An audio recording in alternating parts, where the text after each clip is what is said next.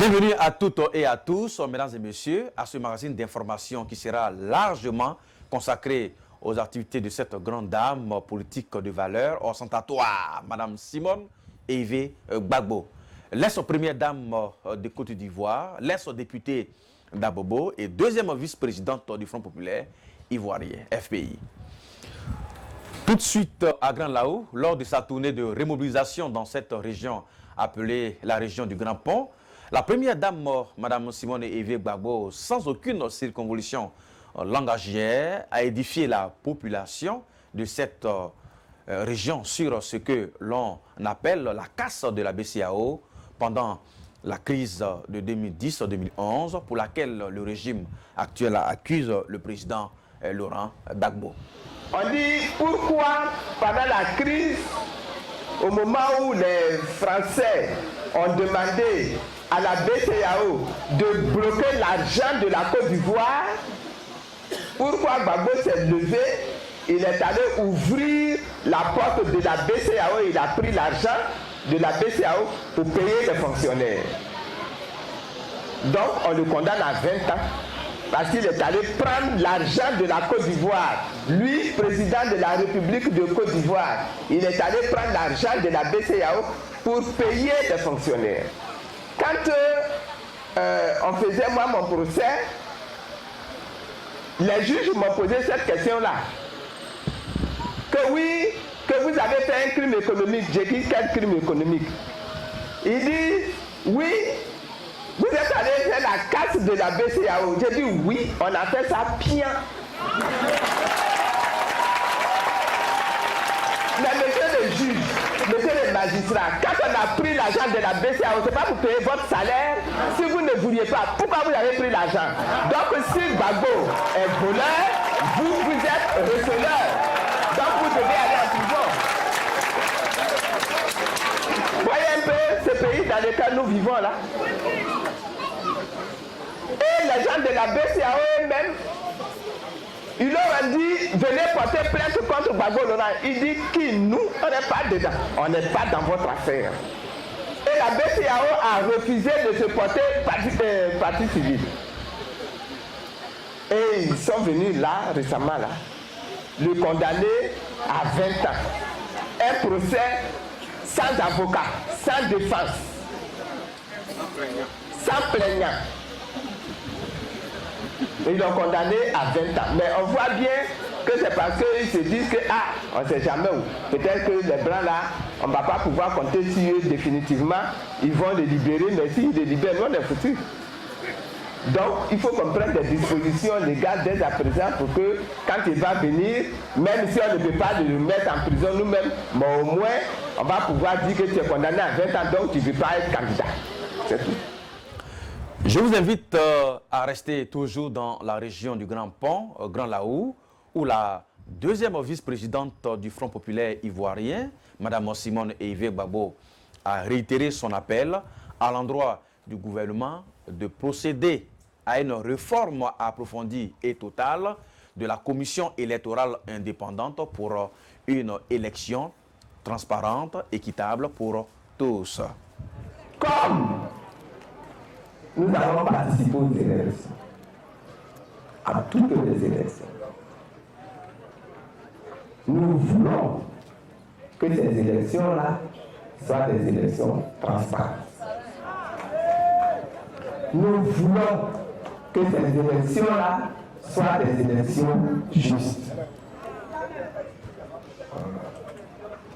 Et donc, dès aujourd'hui, il faut se lever. Or, nous avons des raisons d'être inquiets. Nous avons de grandes raisons d'être inquiets.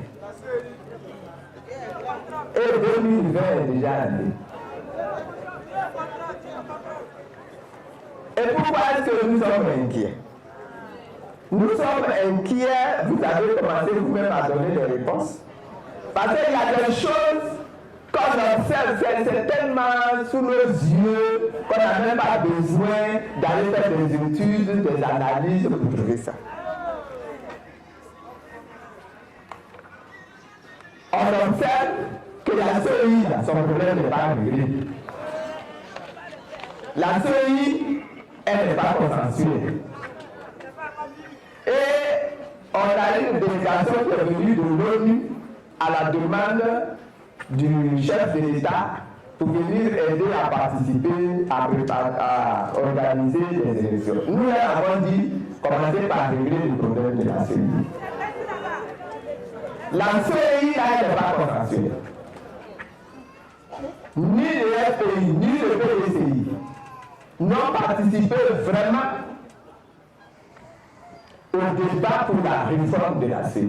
Oh, la CEI, là, elle doit être réformée. Donc c'est le premier problème. On le dit, on le redit, on le redit encore. Le découpage électoral qui a été fait jusqu'à présent est tout à fait inacceptable. Deuxième problème.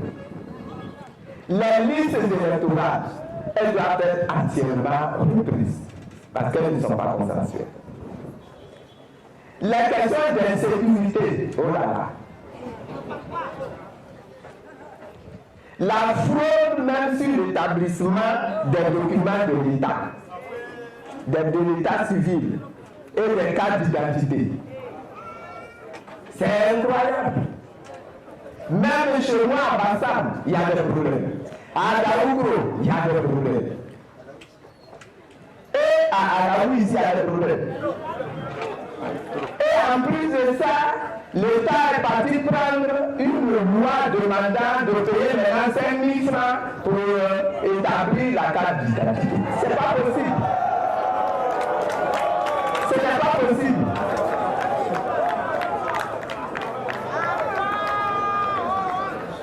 C'est pour ça que nous devons encore interpeller le gouvernement surtout sur la question de la prolongation des cartes d'identité qui existent déjà là. Que ces cartes d'identité-là puissent être prolongées juste après les élections. Je souhaite que le gouvernement prête une oreille attentive à toutes les oppositions qui continuent de réclamer la réforme de tous les cadres juridiques et institutionnels des élections. Depuis la région du Grand Pont, l'ex-première dame de Côte d'Ivoire, Mme Simone Ivé Gbagbo, deuxième vice-présidente du Front populaire ivoirien, sans dolosif, invite les militants à se préparer à participer vivement à toutes les élections à venir, de la présidentielle aux législatives, en passant par les municipales et le sénatorial. Que les FPI, conformément aux résolutions du congrès de Bossou, va participer aux prochaines élections. Nous serons présents à toutes les élections. Élections présidentielles, élections législatives, élections municipales, élections régionales, le Front populaire ivoirien sera présent à toutes les élections. Donc j'invite tous les militants et tous les sympathisants du Front populaire ivoirien à se préparer dès maintenant. Toujours dans le département de Grand Laou, précisément à Liboli, au cours de sa tournée, Mme Simone Ivé Gbagbo, ex-première dame de Côte d'Ivoire, a exhorté les parents de feu colonel Eouman Nathanaël, ex-commandant du groupement de sécurité présidentielle, de s'inscrire résolument dans le processus de réconciliation, de pardon et d'oubli en cours pour une Côte d'Ivoire rassemblée. Extrait. J'ai tenu à venir saluer la famille du colonel-major Aoui. J'ai tenu, avec mes camarades, à venir saluer le village. J'étais interné à Odiéné quand un des responsables gouvernement qui venait de s'installer, le gouvernement de M. Alassane Ouattara, est venu à la résidence où j'étais interné m'annoncer le décès du colonel Atou. Ça m'a choqué. À la vérité, je pensais même qu'il avait, comme je sais qu'il a pu sortir vivant de la résidence, je pensais que comme les autres, il s'était réfugié au Ghana. Et on m'a répondu que non, que lui, il a préféré revenir au village. Et que c'est du village là qu'il a trouvé la mort. Vous savez, j'ai connu le colonel Aouma avant que le président Gbagbo n'arrive au pouvoir.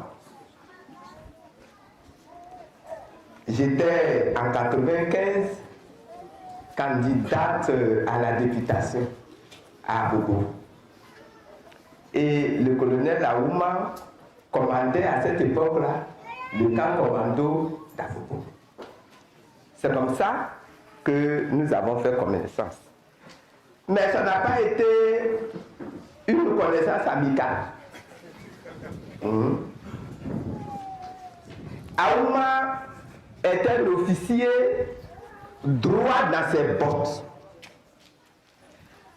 Ses patrons qui gouvernent le pays lui disent Aouma, fais ça. Aouma était militaire, ordonné, discipliné. Il exécute ce que ses patrons lui ont dit de faire. C'est tout. C'est le type d'officier qu'on rêve d'avoir. C'est-à-dire que ce n'est pas quelqu'un qui est là pour dire bon, je fais la politique aujourd'hui, je soutiens celui-ci, je soutiens celui-là. Non. Il dit moi, je suis officier de la République. Je respecte la République. J'obéis aux ordres de la République. Aouma m'a bien matché à cette époque-là. J'étais dans l'opposition et j'étais candidate. Et le PDCI ne voulait pas de moi comme candidate. Donc, ils ont essayé de l'intimider. Et pour l'intimider, ils utilisent leurs soldats. Et il était le chef de leurs soldats. Donc, il est venu m'intimider. On s'est affronté à Abobo là-bas. Aouma et moi. Et puis, j'ai été, cette année-là, élu député. Au détriment du candidat du PDC, qui était complètement dépassé. Mais comment la femme là, comment elle a fait pour venir nous battre ici dans notre bastion d'Abobo? Mais je les ai battus bien.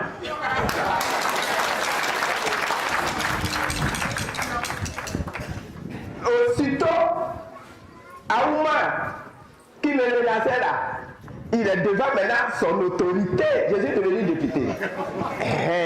Il est devant son autorité. Il est resté toujours droit dans ses bottes et il est venu craquer devant moi. Madame le député, nous sommes à votre disposition. Avec la fini. C'est tout. Et puis les choses ont continué. Et c'était Aouma maintenant qui assurait ma sécurité quand j'arrivais à Bobo, jusqu'à ce que Gbagbo Laurent soit élu président de la République.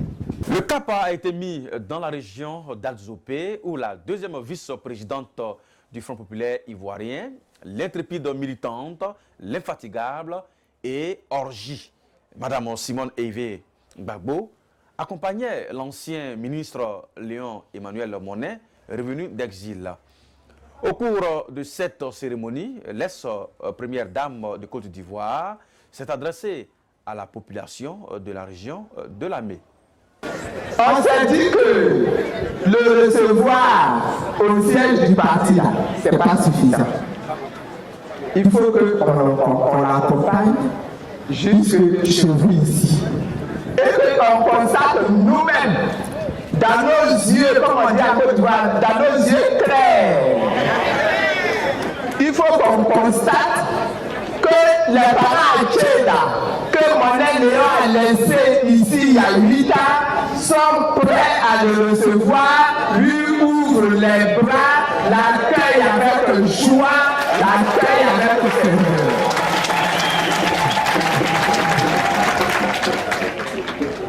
Nous sommes venus et nous avons vu,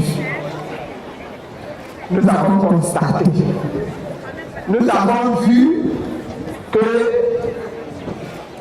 en réalité, là, vous êtes heureux que votre fils soit rentré au pays. Alors que Dieu vous bénisse aussi pour ça. La politique, c'est aussi être avec le peuple, dans le peuple, et même, bien entendu, compatir à leur douleur.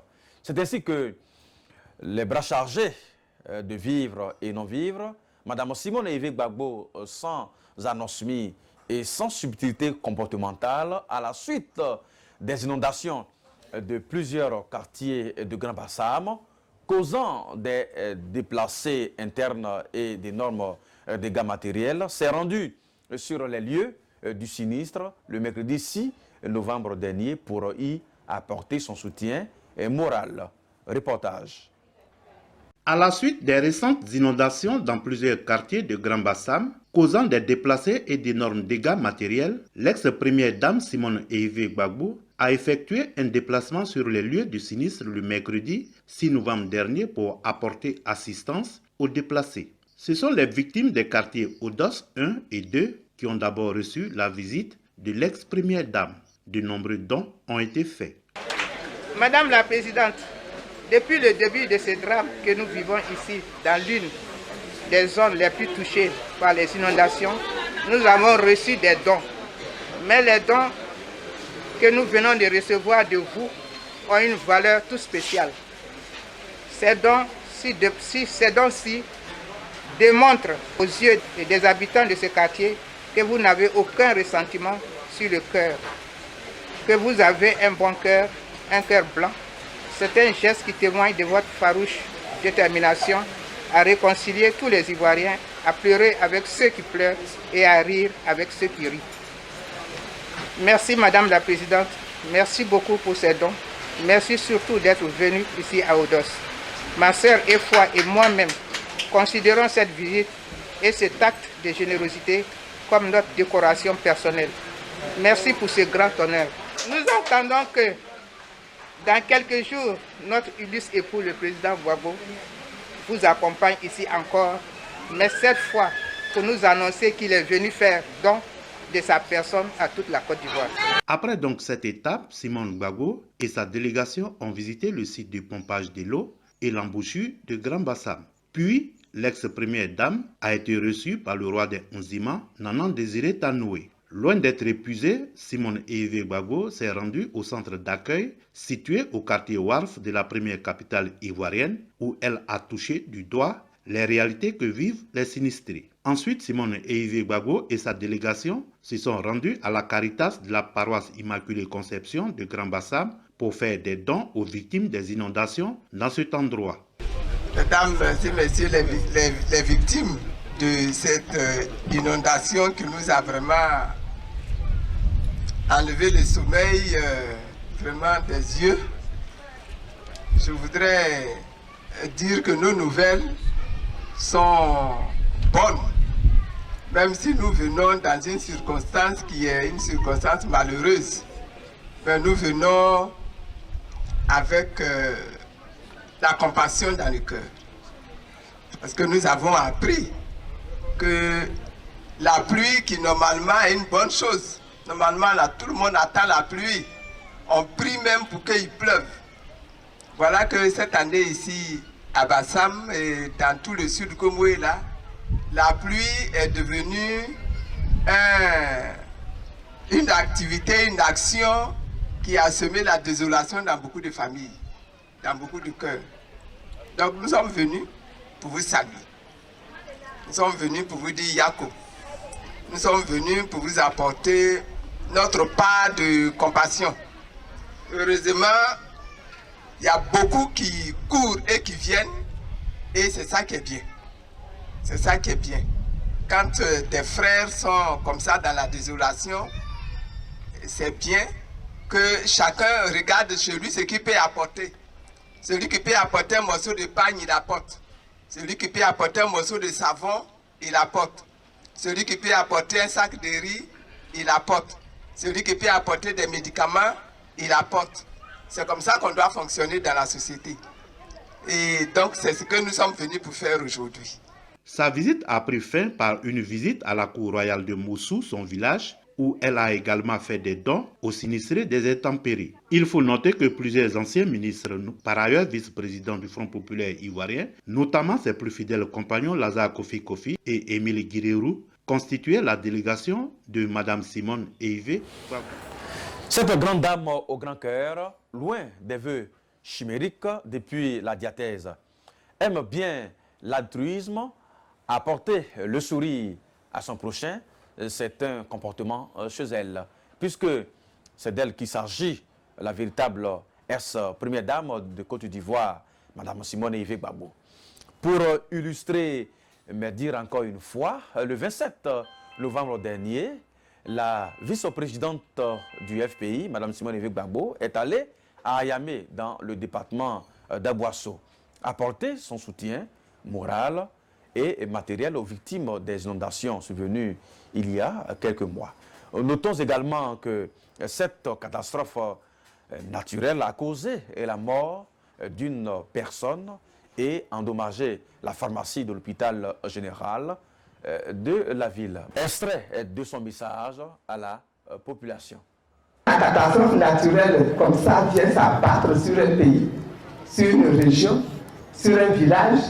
Il est normal que toute la population se lève, s'associe, solidarise pour venir au secours des victimes, des sinistrés.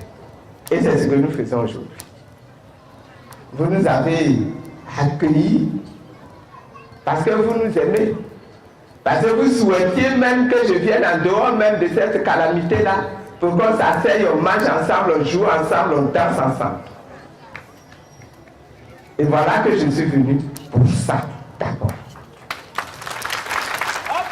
La deuxième vice-présidente du Front populaire ivoirien FPI, Mme Simone Eivé Gbagbo, était l'invitée spéciale de la 5e Assemblée générale ordinaire de l'Organisation des femmes de son parti, OFPI, qui a eu lieu le samedi 30 novembre dernier à Azito, dans la commune de Yopougon, avec pour thème l'OFPI face aux défis de 2020. Cette cérémonie a enregistré la présence de plusieurs partis membres de l'opposition, à savoir le PDCI RDA, l'UNG, le COGEP, le MFA, l'URD et les DS. Écoutons maintenant le message de la vice-présidente du FPI, Mme Simone Eivé Gbagbo, lors de cette cérémonie. Il est important dans la société comme dans le Front populaire ivoirien que les femmes aient toujours, à chaque moment, à chaque instant, l'opportunité de devenir des militants, des militantes formées, des militantes aguerries, des militantes solides, non seulement dans leurs pieds, mais solides dans leur tête et solides dans leur cœur. Simone Eivé Gbagbo, deuxième vice-présidente du Front populaire ivoirien FPI et le secrétaire exécutif adjoint du PDCI RDA en charge de la communication et de la propagande, messieurs Jean-Louis Billon, ont animé un panel dont le thème était « Relever le défi de la réconciliation pour gagner la Côte d'Ivoire ». Reportage. Le mouvement Solidarité pour Laurent Gbagbo a organisé une table ronde le lundi 2 décembre 2019 à l'hôtel Belle-Côte, 6 à la Riviera Bonomé. Cette conférence débat a eu pour thème central « Relever le défi de la réconciliation pour gagner la Côte d'Ivoire ». On notait à cette conférence la présence de plusieurs personnalités du FPI, du PDCI ainsi que d'autres personnalités des plateformes EDS et CDRP. L'hymne national chanté en chœur par toute l'Assemblée a marqué le début de la cérémonie. Le décor étant planté, M. Maurice Lorugnon, président exécutif du mouvement Solidarité pour Gbagbo, a souhaité la cordiale bienvenue à toute l'assistance. Il a égrené quelques actions menées par son mouvement, actions dont certaines ont abouti à acquitter le président Laurent Gbagbo. Depuis sa création en mai 2014, Solidarité pour Laurent Gbagbo a organisé une série d'activités, produit nombre de déclarations conformément à sa charte et suivant l'actualité dominante. Aujourd'hui, 4 années après la conférence débat du mouvement Solidarité pour Laurent Gbagbo, le contexte politique semble plus favorable pour une vraie réconciliation. Et les Ivoiriens veulent croire au rapprochement historique entre le FPI et le PDCI-RDA.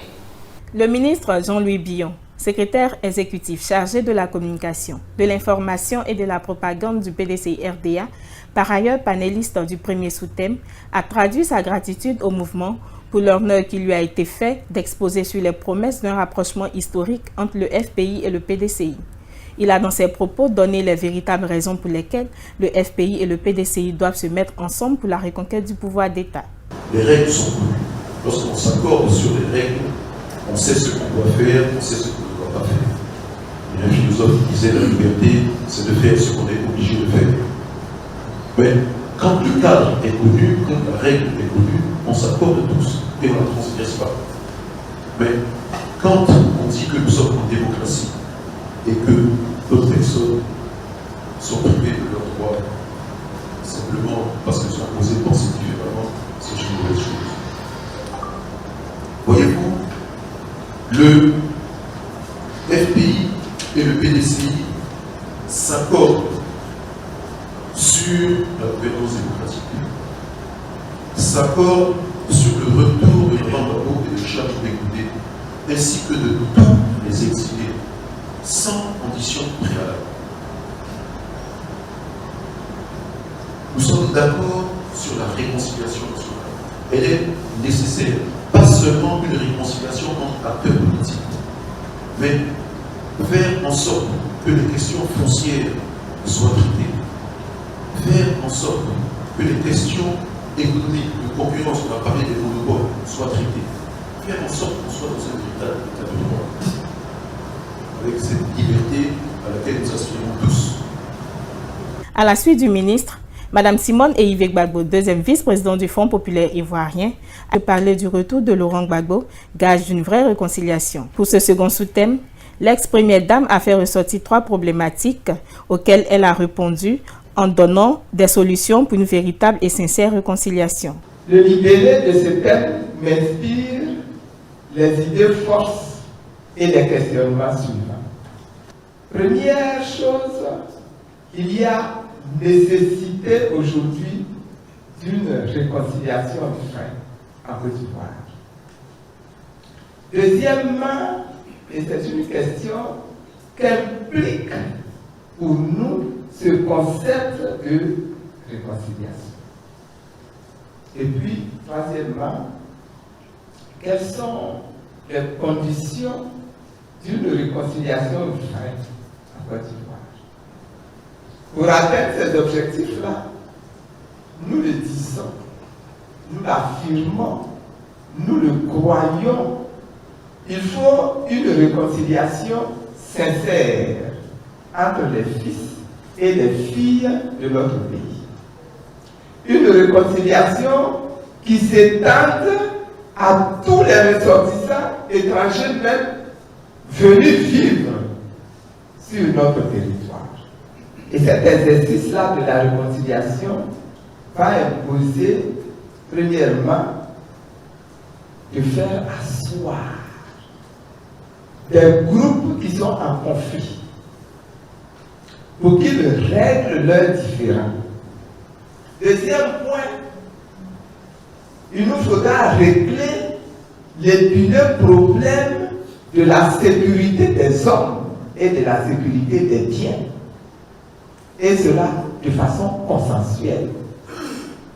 Troisièmement, il faudra résoudre le problème de l'intégrité et de la souveraineté nationale. Madame Simone Gbagbo, à la tête d'une forte délégation, s'est rendue ce mercredi 4 décembre 2019 à Yopougon. Elle y était pour présenter ses condoléances à la famille d'Angela Guégué Dadje, épouse de maître Ange Rodrigue Dadje, son avocat. Elle est allée aussi présenter ses condoléances à la famille de Doucouré Moustapha, vice-président du PDCI RDA, décédé le 26 novembre dernier. C'est la fin de cette édition spéciale consacrée aux activités de Mme Simone Gbagbo, ex-première dame de Côte d'Ivoire et deuxième vice-présidente du Front populaire ivoirien. Merci de nous avoir suivis. À bientôt pour un prochain numéro. Au revoir.